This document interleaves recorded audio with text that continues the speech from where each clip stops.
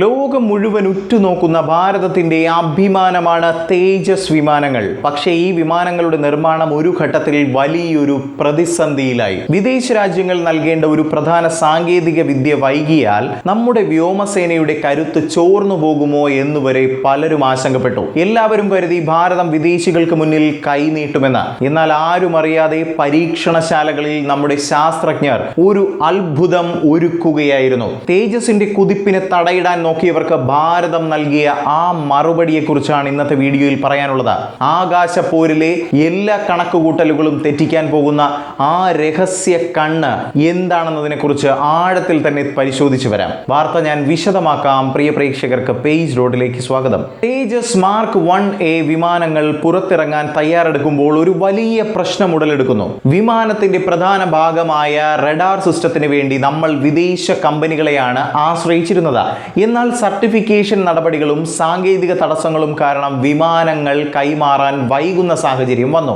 ഈ സമയം നമ്മുടെ എതിരാളികൾ ചിരിച്ചു. ഭാരതം പ്രതിസന്ധിയിലാണെന്ന് അവർ ലോകത്തോട് വിളിച്ചു പറഞ്ഞു. വിമാനങ്ങൾ കിട്ടാൻ 18 മാസം വരെ വൈകുമെന്ന് റിപ്പോർട്ടുകൾ വന്നു. പക്ഷെ അവിടെയാണ് നമ്മുടെ നയതന്ത്രജ്ഞതയും സാങ്കേതിക കരുത്തും ഒത്തുചേർന്നത്. ഒരു വശത്ത് താൽക്കാലികമായി വിദേശ റഡാറുകൾക്ക് ഓർഡർ നൽകുമ്പോഴും മറുവശത്ത് മറ്റൊരു വമ്പൻ പദ്ധതിക്ക് കേന്ദ്ര സർക്കാർ പച്ചക്കൊടി കാട്ടി എന്നതാണ്. അതെ, ആ രഹസ്യ സംവിധാനത്തിന്റെ പേരാണ് ഉത്തം AESA റഡാറിനെ കുറിച്ചാണ് പറയുന്നത്. പേര് സൂചിപ്പിക്കുന്നത് പോലെ തന്നെ ഇത് ലോകത്തിലെ ഏറ്റവും ഉത്തമമായ സാങ്കേതിക വിദ്യയാണ്. വിദേശികൾ നൽകാൻ മടിച്ച അല്ലെങ്കിൽ വൈകിപ്പിച്ച അതേ കരുത്ത് ഭാരതം സ്വന്തമായി വികസിപ്പിച്ചിരിക്കുകയാണ്. 2026 ഏപ്രിലിൽ തേജസ് വിമാനങ്ങളിൽ നടത്തിയ അതിനിർണായകമായ പരീക്ഷണങ്ങൾ ഈ റഡാർ വിജയകരമായി പൂർത്തീകരിച്ചിരിക്കുകയാണ്. 150-ലധികം തവണ ആകാശത്ത് പറന്ന് 100 കണക്കിന് മണിക്കൂറുകൾ നീണ്ട നിരീക്ഷണത്തിനൊടുവിൽ ഇത് ഉൽപാദനത്തിന് തയ്യാറാണെന്ന് അധികൃതർ സാക്ഷ്യപ്പെടുത്തി കഴിഞ്ഞു. ഗാലിയം നൈട്രൈഡ് എന്ന അത്യാധുനിക സാങ്കേതിക വിദ്യ ഉപയോഗിക്കുന്നതിലൂടെ ലക്ഷ്യം എത്ര ദൂരെയാണെങ്കിലും